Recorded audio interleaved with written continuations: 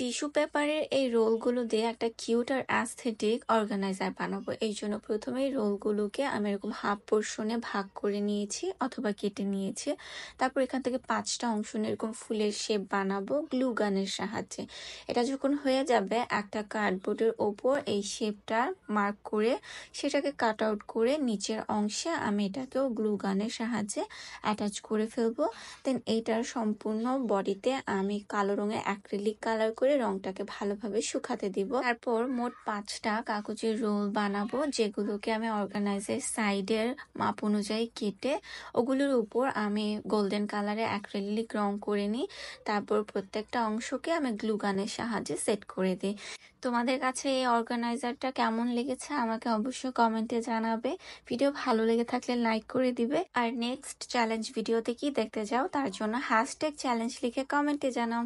Tata.